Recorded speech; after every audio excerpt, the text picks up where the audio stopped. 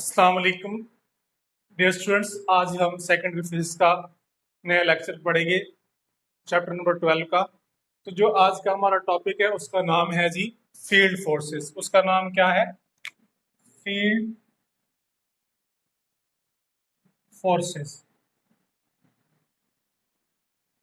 ये जो हमारा टॉपिक का नेम है यानी फील्ड फोर्सेस, इसके कंसेप्ट से पहले आप एक बात सुन लें। फॉर एग्जाम्पल, अगर किसी भी शख्स से मुझे लड़ना है या किसी भी चीज को मुझे उठाना है या मुझे पकड़ना है, तो सबसे पहले मैं उसकी तरफ अपना हाथ बढ़ाऊंगा। वो मेरा हाथ उस बॉडी से टच होगा, फिर मैं उसको परे धकेलना चाहूँ या उसको अपनी तरफ ड्रैग करूँ या पुल करूँ, तो जब तक मेरा हाथ उस चीज से टच नहीं होगा तब तक मैं अपनी फोर्स उसके ऊपर एक्सर्ट नहीं कर सकता। लेकिन हम लोग देखते हैं कि फॉर एग्जाम्पल अगर हम बात करें कि ये हमारे पास एक अर्थ है बड़ी, और कोई भी बॉल जो है वो इस अर्थ की तरफ क्यों खींची चली जाती है, मतलब कि अर्थ जो है इस बॉल को क्यों अपनी तरफ खींच लेती है।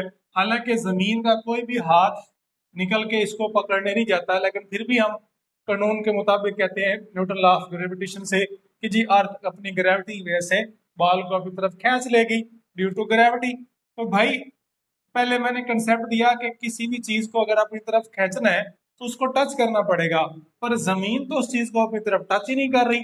तो इसका मतलब है कि जमीन का अगर हाथ नहीं लग रहा तो कोई ना कोई ऐसी लॉजिक जरूर है जिसकी वजह से बॉल इसकी तरफ चली आती है। तो हम इसकी लॉजिक यूं डिस्क्राइब करते हैं कि भाई जमीन का ना अपना एक फील्ड है बड़ा। जमीन का अपना क्या है? एक फील्ड है बड़ा। और इस बॉल का भी अपना फील्ड है। जब ये दोनों एक दूसरे फील्ड के करीब आते हैं, यानी दोनों के फील्ड आपस में मैच करते हैं, तो फोर्स एक्सपीरियंस होती है और इस तरह ये अपनी तरफ खींची चली जाती है। तो अगर आपको अकेली अगर आपने अर्थ ले ली, बॉल ना लिया, तब भी आपको फोर्स फील नहीं हो सकती। और अगर आप बॉल ले ले और अर्थ ना ले तब भी आपको फोर्स फील नहीं हो सकती। तो एट लीस्ट आपके पास कम से कम टू फील्ड होंगे, तो तब जाके आप फोर्स एक्सपीरियंस कर सकते हो। क्या कर सकते हो जी? Force experience. एक तो ये बात हो गई। दूसरी बात बच्चे देखें कि ये जो जमीन की फील्ड है जिसे हम ग्रेविटेशनल फील्ड कहते हैं, ये जो फोर्स है ये भी फील्ड फोर्स है। मतलब कि एक्चुअल में फोर्स जो लगती है फील्ड की वजह से लगती है। मतलब जब तक अगर हम मिसाल लें कि हमारे पास ये एक मैग्नेट पड़ा है और ये भी हमारे पास एक दूसरा मैग्नेट पड़ा है, तो भाई इनके दोनों के जो रीजन है वो अलग अलग हैं यहाँ तक। अब एक दूसरे को वो टच नहीं कर रहे हैं तो वो कोई भी फोर्स एक्सपीरियंस नहीं करेंगे। हम इनको करीब लेके आएंगे, इनके रीजन आपस में इंटरसेक्ट करेंगे, इनके फील्ड इंटरसेक्ट करेंगे और ये एक दूसरे के ऊपर फोर्स लगाएंगे, तो ये फोर्स क्या कहलाएगी? फोर्स फील्ड कहलाएगी। अब जरा गौर से देखें, हमारे पास इलेक्ट्रिक, मैग्नेटिक और gravitational,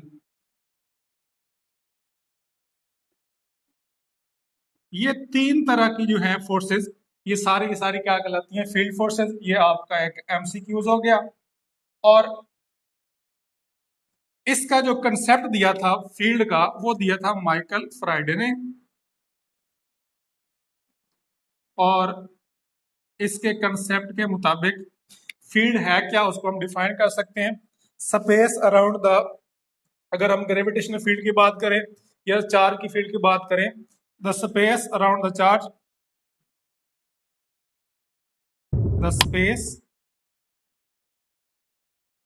around a charge where it exert a force on an other charge is called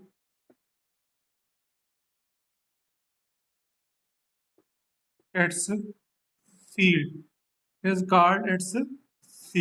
ये डेफिनेशन है, ये भी शॉर्ट क्वेश्चन है। डिफाइन इलेक्ट्रिक फील्ड, तो किसी भी चार्ज के गिर्द वो रीजन जहां तक वो किसी दूसरे चीज के ऊपर क्या करता है? फोर्स लगा सकता है, तो वो क्या कहलाता है? फील्ड कहलाता है। अब हम इस बात को यूं डिफाइन करते हैं कि कूलम का जो फोर्स है, इलेक्ट्रिक फोर्स के Q1 Q2 over R square, और ग्रेविटेशन की जो फोर्स है G M M over R square.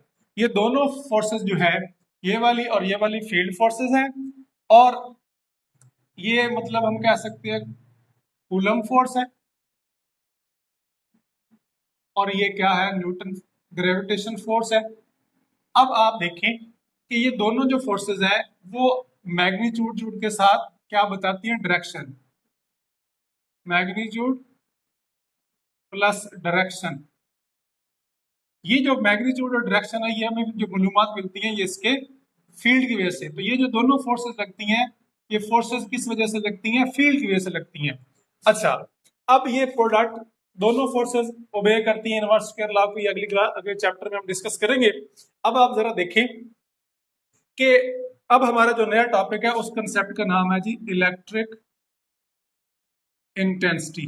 क्या नाम है जी, इलेक्ट्रिक इंटेंसिटी। ये जो टॉपिक है बड़ा, ये आपसे शॉर्ट क्वेश्चन में पूछा जा सकता है।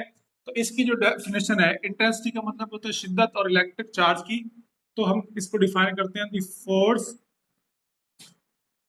एक्टिंग पर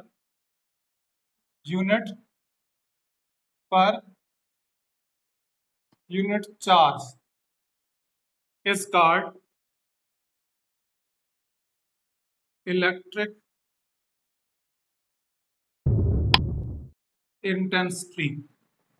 अच्छा जी, इसका जो फार्मूला है वो फार्मूला इसका लिखा जाता है E is equal to force पर यूनिट चार्ज। अब आप देखें, अगर ये इलेक्ट्रिक इंटेंसिटी एक वेक्टर क्वांटिटी है तो इसकी जो डायरेक्शन होगी वो एनफोर्स डायरेक्शन होगी। जिधर को फोर्स लग रही होगी उधर ही आपकी इलेक्ट्रिक इंटेंसिटी होगी। इसका यूनिट लिखो तो फोर्स का यूनिट क्या होता है, न्यूटन, और चार्ज का कूलम तो न्यूटन पर कूलम। ये एक आपसे एमसीक्यूज के तौर पे पूछा जा सकता है, ये वाला फार्मूला भी, और ये बजाते खुद क्या है, शॉर्ट क्वेश्चन। तो इलेक्ट्रिक इंटेंसिटी की तारीफ अगर आपके सामने लिखी जाए तो फोर्स एक्टिंग पर unit charge is called electric intensity. अच्छा, अगर आपके पास किसी भी चीज की शिद्दत मालूम करनी है तो आप टेस्ट चार्ज का सहारा लेते हैं। किसका जी लेते हैं, टेस्ट चार्ज का। तो टेस्ट चार्ज आपका पॉइंट चार्ज होता है। क्या होता है जी, पॉइंट चार्ज। और पॉइंट चार्ज के बारे में आपका क्या ख्याल है, अगर आपसे हम सवाल करें कि अगर आपके पास ये कोई भी चार्ज क्यू है और ये आपने कोई चार्ज क्यू नॉट रखा हुआ है, तो इनके दरमियान जो डिस्टेंस है वो आर है बड़ा। तो अगर आपने इनके दरमियान फोर्स मालूम करनी है तो कूलम की जो फोर्स है वो होती है के क्यू और Q naught over R square.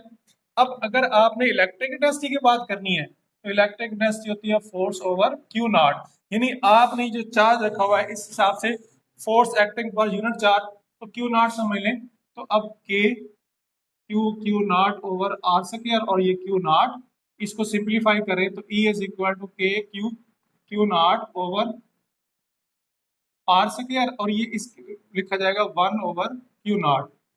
अब ये कट गया इसके साथ, तो इलेक्ट्रिक इंटेंसिटी की जो फार्मूला बनेगा वो Q ओवर आर स्क्वायर बनेगा। तो बच्चे यहाँ से एक आपका शॉर्ट ट्रिक बनता है कि इलेक्ट्रिक इंटेंसिटी इनवर्सली प्रोपोर्शनल है डिस्टेंस की। देखिए, अब यहाँ पे दो केसेस आए, एक अगर आपका पॉजिटिव चार्ज की वजह से केस है तो तब क्या होगा। अब देखिए, अगर हम बात करें पॉजिटिव चार्ज की, किसकी बात करें जी, पॉजिटिव चार्ज की, तो इसका जो फील्ड होता है वो आउटवर्ड, वो क्या होता है, आउटवर्ड।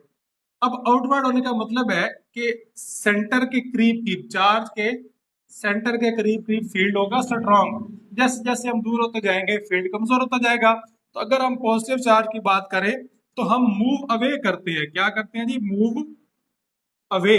और हमारा जो डिस्टेंस होता है वो क्या करता है, इंक्रीज। और अगर डिस्टेंस इंक्रीज करेगा यानी आर आपका अप होगा तो इलेक्ट्रिक फील्ड आपका डाउनवर्ड हो जाएगा। ये किस केस की बात हम कर रहे हैं, पॉजिटिव की। अगर हम बात करें नेगेटिव चार्ज की, किसकी बात करें, नेगेटिव चार्ज की, तब क्या होगा। अब नेगेटिव चार्ज के बारे में आपका क्या ख्याल है जी, नेगेटिव चार्ज जो है उसका फील्ड तो क्या होता है, अंदर की तरफ। वो क्या होता है जी, अंदर की तरफ। तो नेगेटिव चार्ज में जब हम अंदर की तरफ बात करते हैं, हम जानते हैं फील्ड पॉजिटिव शुरू होता है, नेगेटिव तरफ एंड होता है। तो करीब नेगेटिव की अगर हम फॉलो करेंगे तो हम अवे नहीं जाएंगे, मूव टुवर्ड्स जाएंगे, मूव क्लोज या कह सकते हैं टुवर्ड्स चार्ज। और इस सूरत में डिस्टेंस हमारा क्या होता है, डिक्रीज होता है। डिस्टेंस क्या होता है, डिक्रीज। ये शॉर्ट ट्रिक है, ये एमसीक्यूज के तौर पर पूछा जा सकता है। डिस्टेंस डिक्रीज होता है, तो अगर डिस्टेंस आपका कम हुआ तो इलेक्ट्रिक इंटेंसिटी आपकी अप हो जाएगी। ये दो शॉर्ट ट्रिक हैं। इसका एक्सरसाइज में शॉर्ट क्वेश्चन दिया हुआ है, if you follow positive charge is electric field decrease और इंक्रीज। जब हम पॉजिटिव चार्ज को फॉलो करते हैं, हम अवे कर रहे होते हैं, डिस्टेंस इंक्रीज कर होता है, और डिस्टेंस का एक इनवर्स रिलेशन है, डिस्टेंस के बढ़ने से इलेक्ट्रिक इंटेंसिटी या इलेक्ट्रिक फील्ड वीकर होता है। तो ये शॉर्ट ट्रिक थे, उम्मीद है आपको लेक्चर समझ आया होगा। इंशाल्लाह नेक्स्ट लेक्चर में मजीद इसको बेहतर करेंगे। Thank you.